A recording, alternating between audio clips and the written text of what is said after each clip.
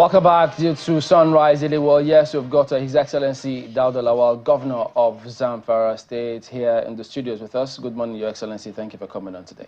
Good morning, Shamali. Thank you very much for having me. Yeah, so before we go on, we understand there's a development going on right now in Abuja. Some members of staff of Ministry of Defense. Yes, indeed. We're seeing that developing story, of course, from the Ministry of Defense. That protest you're looking at there is from the Joint Executive Council of the Ministry of Defense.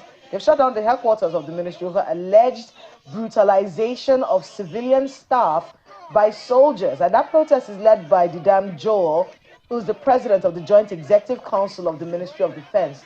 So that's going on right now. Our correspondent is, of course, there to give us the details. Maybe in the course of today, we'll be able to get exactly what's going on. But we're seeing that happening right there from the Ministry of Defense right here in Abuja. All right. What does they say never cease? Well, Your Excellency, let's talk about Zamfara. I know that you had a 6-point agenda in terms of what you wanted to achieve. And one of the things that easily will stick out is security.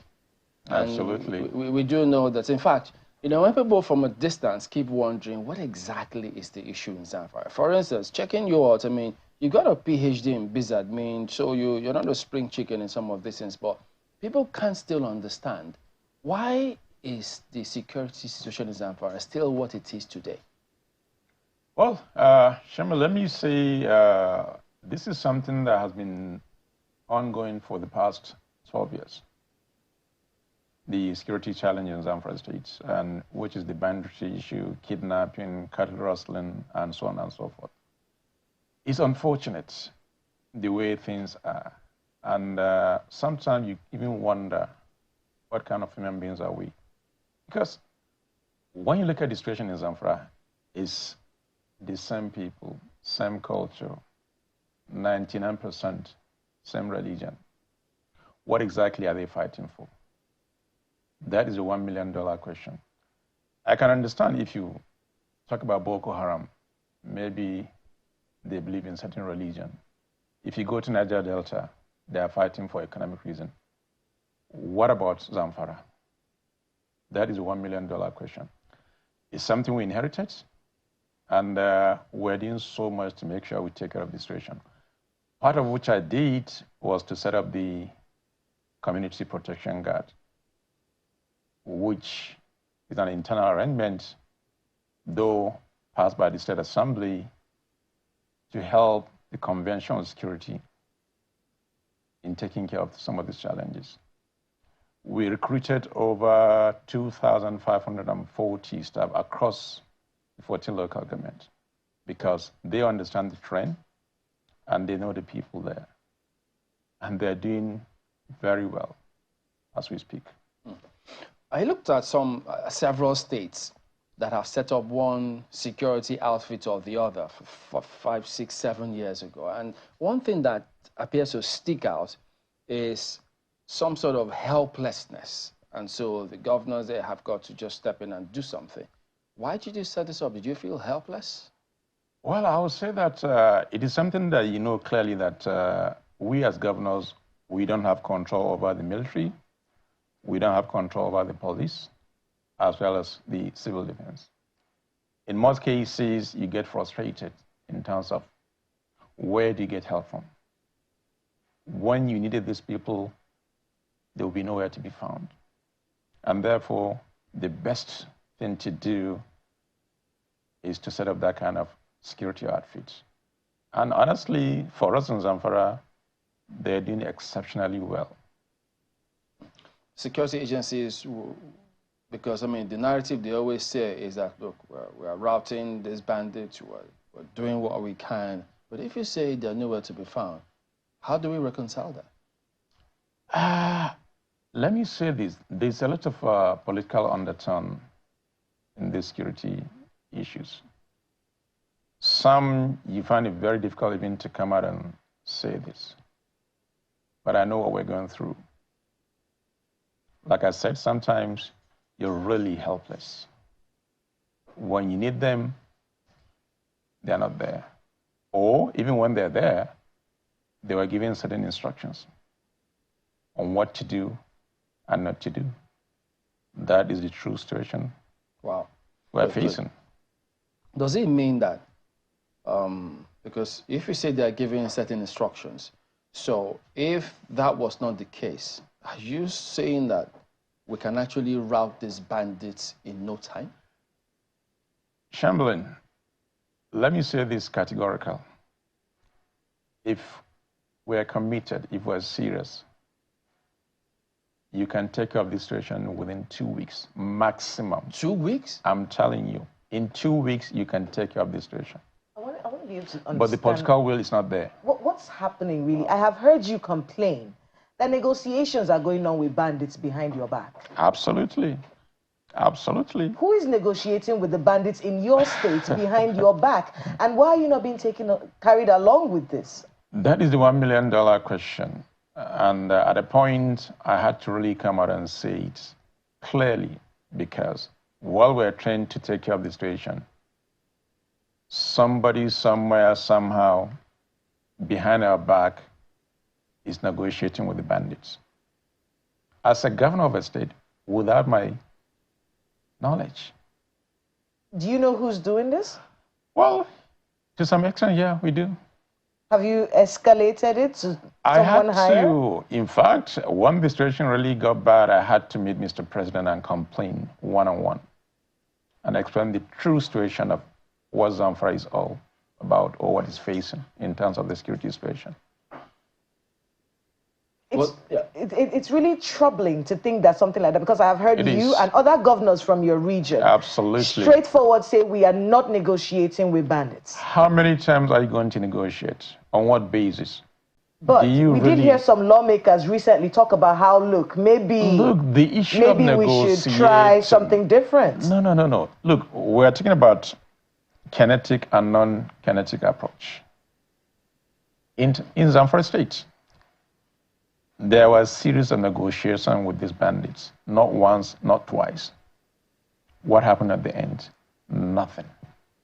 And for goodness sake, how do you even begin to negotiate at the point of weakness?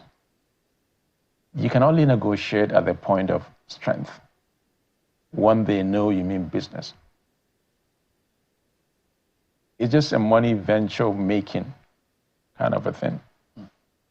You know, you said you met the president. Yes. Did you get the impression that he's getting proper briefing of what's going on? Well, based on the conversation we had, the answer is no. Wow. And I had to explain everything to him, what we're going through and what needs to be done. Because Zamfara State has become the hub of banditry in Nigeria, or in northern Nigeria. If you're able to take care of Zamfara today, believe me, you have solved more than 90% of banditry issue in northern Nigeria as a whole. Yeah, I was gonna say something I saw you do recently. Recently, I saw you having a conversation, a visit from the essay to the president on school feeding program, and I saw the talk about starting the school feeding programs at state level for children in schools, and it got me thinking about young people and children in schools in your state with everything that is going on. And then I started thinking about the Bagega incident, where a lot of children died because of that poisoning. We do hear that mining is still going on in the state right now. Is there any check as to whether some kind of, if the safety measures are put in place for the children who are having to drink all of this water? Is any of that going on? Is any of that kind of check and balance going on in that area in your state right now? It is ongoing. We've been having series of challenges in the mining sector, the artisanal mining. It is a big problem. But then sometimes, what do? These are guys that really are scrambling for just something to feed themselves. And in the process, they found themselves in that kind of situation. Mining has been banned by both states and federal government, but still. It's still ongoing. It's still ongoing.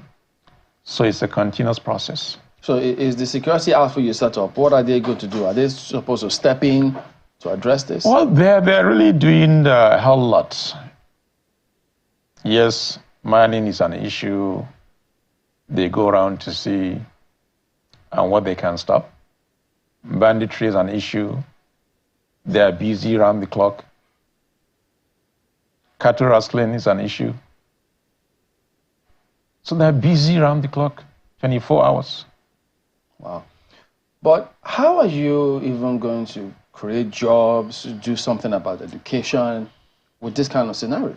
Well, let me say this, Chamberlain. If you look at all indices of development, Zamfara has been at the bottom. Let's take education, which is one of my key agenda, or rather number 2, outside security. It is interesting to know that for 3 years, our children did not write WAEC as well as NACO. When we took over, NACO was owing 1.3 billion, WAEC 1.6 billion that we had to settle in order for our kids to write NACO as well as WAEC, and some to get their certificates, which was one of the reasons why in November 24th, 2023, I had to declare a state of emergency in education. Right now, we're rebuilding, reconstructing more than 254 schools across all the 14 local governments. We had to settle school fees for some of our children that are in India, some are in Sudan, some are in Cyprus. They were taken there as students on scholarship, but yet nothing was paid. So we had to also take care of that. But, for instance, all of these issues, for perhaps the people who might have gotten involved in illegal mining, it's going to be challenging to move them away or stop them from that and convince them to go about your duties, go to proper schools, get a good job. Do you consider that a challenge, and what are you doing about that? For me, illegal mining is not even the major challenge for me. Oh, okay. No. What is security? Security is number 1. How do we secure the state? So isn't mining part of the reason why? Mining is not much of a headache, believe me. Oh. So what is then? The headache is the kidnapping, cattle rustling, the banditry activities in almost all the local government in the state. That is the challenge. If we're able to take care of that, believe me, mining is not an issue. But do we know who these people are who are doing these things? We know. We know who they are. We know where they live. It's just that there's no political will. I mean, we've had people on this program from Zamfara State who said, "Oh, we are negotiating." What are you negotiating? With the people in our neighborhood, with the bandits in our neighborhood. What are you negotiating? It's some sort of money they give him so that their community can live in peace. You are empowering these people. The more you give them money, the more they buy weapons. And that is what they use in killing people. So what are you negotiating? So what's your ultimate solution? What if you were given, if all of these interferences were not happening, what would be the ultimate solution? You said 2 weeks. What would you do in those 2 weeks? Believe me, if we are committed, I mean the military as well as other security agencies, if there's political will, as I said, in 2 weeks' time, you can crush these guys. We know where they live. They are within the community. I'm afraid to even ask you if you've thought about minimum wage. No. With all the minimum wage conversations in fact, it's interesting to know that since the creation of Zamfara State, there was nothing like a minimum wage. People, as at last month, were still earning 7,000 naira salaries. It's just now that we implemented even the 30,000. When we took over, there was a backlog of salaries for over 4 months. We had to clear that. pensions since 2012, about 13.6 billion that is pending. We have just started paying all the pensioners. So far, we've paid over 6 billion of the backlog, and we intend to clear it within the shortest possible time. Will you be able to pay this over 60,000 minimum wage? Well, let's look at it, and we'll do all the calculation and see what we can do. There's no guarantee, but here, we'll meet somewhere, at least. What are you doing about farming? Because, I mean, I also did see some of your piece where you spoke about how beans and some of the major foods come from Zamfara goes to the south. What are you doing in that regard now? Zamfara State has always been an agrarian economy. The only challenge is the insecurity that we're facing. That is why people can no longer go to farm. But if we're able to take care of that, believe me, agric is the major thing. A lot will always bring us back to this security matter. When you met with the president, did you get any guarantees from him that, well, if I wasn't getting the right briefing from what you have said, I will do this, this, and this? Remember on that day, when I briefed Mr. President, that was the day he declared them as terrorists. And he has given the assurance that something will be done immediately. As a matter of fact, we had all these special forces sent to Zamfara with all the latest technology and everything. But the issue now is they also have limitation because they were told not to cross certain. So who is telling them? The commander-in-chief is supposed to be in charge. Well, I'm still going back to Mr. President to explain this situation to him. Wow. Because somebody somewhere, somehow is frustrating the efforts. This is really... Everything has shocking. become political. Why? Is someone trying to make your state ungovernable for you? Well, I guess. But we'll get to the end of it. We remain committed until we're able to solve the security challenge in this state. There's no two way about it. But for, I mean, while you're trying to address security, the state cannot be at a standstill. Things have got to move. No. So far, things are going okay. At least if you, I mean, your crew were there. Yeah. They've seen the new development that is taking place, part of the urban renewal. As a matter of fact, in the past, I mean, you can't move 200 meters on a good road in Zamfara State. In Gusau. I was just going to tell you that there's that issue of bad roads in Gusau. And then you can't travel before 9 o'clock. Anywhere. Once it's 9 o'clock, when you get up in the morning and you say, oh, we're leaving. Things are changing now. Security agents will tell you, no, we can't pass Gusau at 9 a.m. You have to wait. Absolutely. Is that still the situation right now? Well, no. Things are changing right now. But there's really kind of a ban from 6 p.m. when it's getting dark, because we're doing some, operations in place, and it has drastically reduced the number of attacks. Someone talked about this artisanal gold miners. There was an artisanal miners. Oh, he's laughing.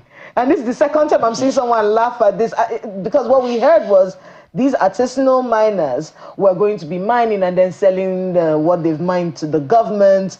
That was going to reduce the insecurity in the place. This is not true, is it? No. That has nothing to do. When you're talking of mining, you're not talking about artisanal mining. What benefit is coming to the state? Artisan mining. You need proper mining. You need people that can invest. Look, Zamfara is blessed. We have the highest mineral deposit in the country. Yes, you do. If you talk of gold, if you talk of lithium, you talk of copper, name it. A large quantity. You don't need additional money. You need proper investors. That is what we're working towards. And it's a matter of time, we will get there. Like I said, we are not deterred by anything. We'll remain focused, and we're committed to changing the narratives. We're on a rescue mission, and we're going to rescue Zamfara by the grace of God. Minister of State for Defense is from your zone. Are you working together with him? You know, it is always interesting when this issue of Minister of Defense comes on. And yeah, he's Minister of State Defense. But of what benefit to us? I'm sure you're aware, just about 3 weeks ago, Bandit went into his hometown, killed so many people. What have they done about it? Yes, we have Minister of Defense, but of what benefit to Zamfara State? Well, it's supposed to be of benefit because he used to be governor. He was former governor before he became Minister of State for Defense. You would think that now he's at the national level, they would be able to push more, you know, to secure that place. You're saying this is not happening. We don't see that anyway. We don't see that efforts. He's not pulling his weight? Even if he is, maybe it's not enough. But we don't see that effort at all. But are you in touch, in communication with him or the Minister of Defense? You know, I've been around almost all the security chiefs. I've seen them one-on-one, from the Chief of Defense Staff, Chief of Army Staff, Office of NSA, name it. I was there. I cried for help. Let's help Zamfara State. So we're in touch with everybody. And you didn't get but the the help. issue is the political will is still not there. Political will on whose part? On the part of the security agencies. Security agencies have no business with political will. They just do their job. Well, who instruct the security forces? There must be somebody behind them, sorry. Like I said, if really we're committed, we can crush these guys in a matter of 2 weeks, maximum. This is something we've been grappling with for years. Exactly. And you say this can be done in 2 weeks. It can be done in 2 weeks if we're committed, if we're ready. It's a shock. And I'm saying this over. Is it just in Zamfara State, or do you think even across either where the northwest, whichever area? If you know, the major center of banditry in Nigeria today is Zamfara State. Zamfara State for a while has become a safe haven for these criminals. They move from Zamfara into Katsina. They move from Zamfara into part of Kaduna State. They move from Zamfara into part of Niger State. They move from Zamfara into Sokoto State. And like I said, we know where their camps are. So why is it taking so long to crush these guys? Wow. So if you say this can be crushed in 2 weeks. Yes. And then there are very bad roads in Zamfara. So what was, not even your predecessor, your predecessor's predecessor, they've all been there and these things were not done. I guess maybe they had different priorities. So, but for us, like I said, we are on a rescue mission. I mean, people who are watching this right now will be looking at you, Governor Lawal, and say you're the chief security officer of your state. That is the reason what's your restriction? What's holding you back? That is the reason why I had to set up the community protection guard, because I have control over them. And they're doing exceptionally well. So you don't have control over the other security agencies? I don't have control over the military. I don't have control over police. I don't have control over civil defense. Is it possible for you to tell them, look, this is where the situation, and they say, no, no we're not matter going? what you tell them, they don't take instructions from you. They take instructions from their head of agencies also. And you have met the heads of their agencies? So that means there's something else going on here. On a daily basis. I mean, we've been doing that and we'll continue to do that until we find a solution to the problem, whatever it is. So the CPG that you set up, you've also heard people who are a little apprehensive saying, I hope this is not for political purpose, not for to win election. As a matter of fact, when I met the president, that was the impression he was giving, that we set up CPG just to, crush our political enemies or political, what do you call it, call them. And I said, look, why would somebody do that? In the first place, we went through proper legislation passed by the State House of Assembly. The recruitment process was done in conjunction with all the military, the police, the civil defense, the DSS. Even the selection process was done by them. And these are people from their respective local government because they understand the terrain better than even the conventional security. But that was the impression given to Mr. President. I had to explain everything to him. I said, look, there was nothing like political opponents. Why would I do that? I'm concerned about my people. I don't want, every day you wake up, people being killed left, right, and center, and nobody's doing anything. I can just sit down. As a governor, how would I feel to see your people being killed on a daily basis? No. Well, your next meeting with the president will something probably decide what happens with those bandits, as it were. Absolutely. Because you intend to give him another update on that. I still have to see him and explain the situation, what we're going through, because really, this should be taken very, very seriously. We're talking about human lives, for goodness sake. Well, we do wish you well in that meeting, because many still trying to digest when you say this banditry or terrorism or kidnapping that has assumed this larger-than-life image can be routed in 2 weeks. Chamberlain, I said yes, and I mean 2 weeks. If we're committed, if we're serious. Wow. Not that we don't know where these people are. We too. They live with us. So what does it take? So is somebody preserving them or maintaining or keeping them? Well, that is something we are still trying to unravel. Wow. All right. We've been speaking with His Excellency Dauda Lawal, Governor of Zamfara State. Thank you very much indeed for your time here, and all the best to you. Thank you very much, Chamberlain.